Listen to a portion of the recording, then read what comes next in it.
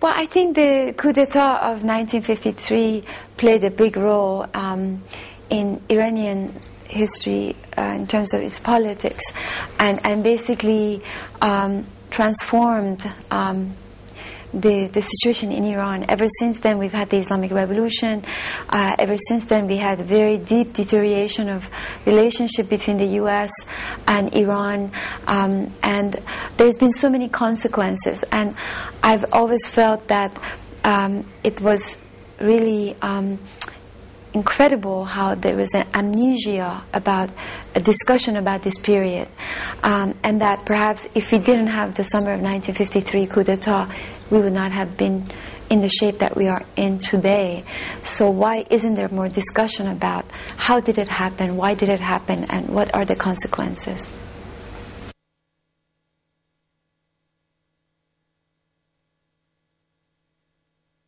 You have to keep in mind that the garden, the concept of the garden, the orchard, is very significant in the tradition of Persian and Islamic literature, poetry, mysticism.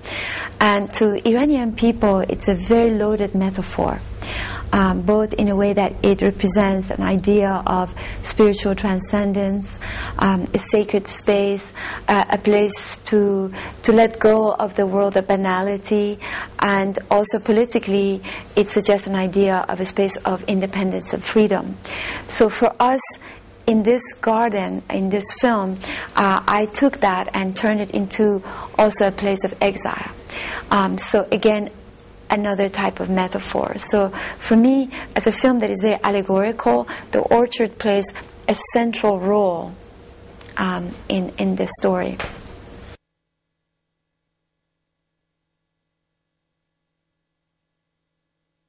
Very interesting question.